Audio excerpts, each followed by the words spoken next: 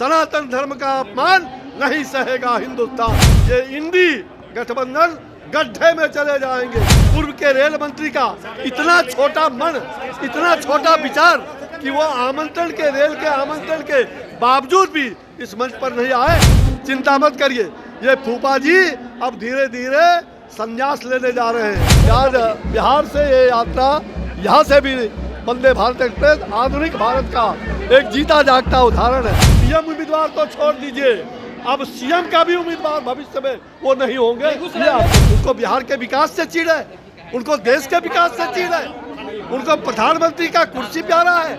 क्या चाहिए उनको? नमस्कार, मैं विकास सिंह और आप देख रहे हैं देशवा न्यूज। आज देश को नई 9 वंदे भारत ट्रेन मिल गई है, जिसका उद्घाटन पीएम मोदी ने हरी झंडी दिखाकर किया। तो अगर बात करें बिहार की, तो बिहार को भी एक बड़ी सौगात मिली वंदे भारत की, जो पटना से हावड़ा के बीच में चलेगी। हम आपको तस्वीरें दिखा रहे हैं पटना जंक्शन की। आप तस्वीर देखिए कि किस तरीके से वंदे भारत को हरी झंडी दिखाने से पहले हिंदू रीति रिवाज के साथ पूजा अर्चना किया गया और उसके बाद हरी झंडी दिखाई गई और अपने गंतव्य की ओर रवाना कर दी गई। हम आपको तस्वीरें दिखा रहे हैं, आप तस्वीर देखिए कि किस तरीके से वंदे भारत की जो है वो उद्घाटन की गई, हरी झंडी दिखाई गई और उसके बाद पटना जंक्शन से रवाना किया गया है। उसके बाद क्या कुछ कह रहे हैं अश्वनी चौबे, हम आपको सुनवाते हैं।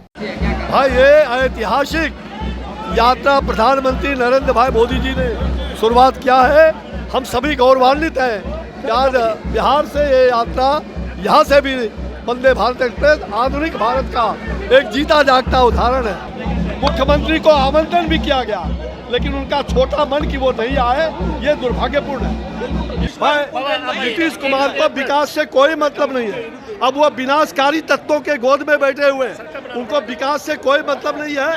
पूर्व के रेल मंत्री का इतना छोटा मन, इतना छोटा विचार कि वो आमंत्रण के, रेल के आमंत्रण के बावजूद भी इस मंच पर नहीं आए, जबकि कई राज्यों में मुख्यमंत्री वहां विराजमान थे।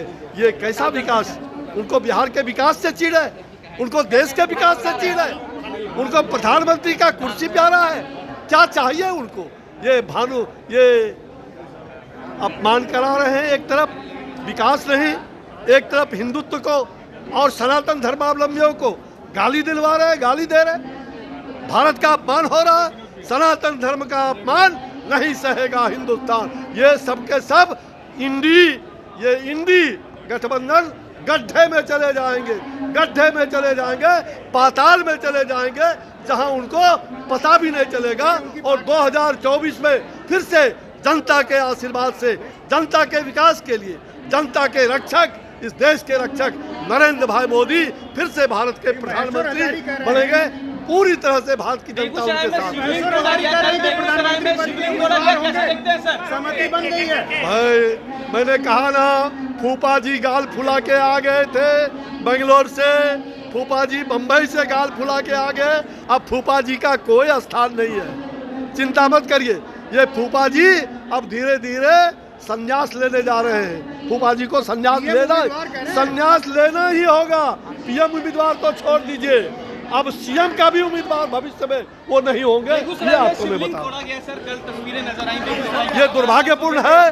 किसी भी धर्म का, किसी भी संस्कृति का, ये संसद के संविधान में ये पूरी तरह से गलत है। अगर किसी धर्म का अपमान होता है, चाहे वो रामचरितमानस का अपमान हो, चाहे शिव का लिंग तोड़ने का बात हो, ये धर्म का और संस्कृति का अपमान है, आध्यात्म का अपमान है और भारत के संविधान का अपमान है। जो लोग ऐसा करते हैं वो देशद्रोही हैं, उन पर देशद्रोही का मुकदमा चलना चाहिए। जी हाँ, सुना आपने कि वंदे भारत का शुभ आरंभ पे क्या कुछ कह रहे थे अश्वनी चौबे। पटना जंक्शन पर तमाम जो बीजेपी के बड़े नेता है वो पहुंचे हुए थे और हरी झंडी दिखाकर यहां से हावड़ा के लिए रवाना किया गया नए वंदे भारत को। तो वंदे भारत को अगर बात करें बिहार में, तो दूसरी बड़ी सौगात नरेंद्र मोदी की ओर से बिहार को दी गई है। तो देश को आज नए वंदे भारत का सौगात मिली। तो फिलहाल देशवा न्यूज में इतना ही। देश दुनिया के तमाम खबरों के लिए बने रहिएगा देशवा न्यूज में। तब तक के लिए मुझे दीजिएगा इजाजत। धन्यवाद।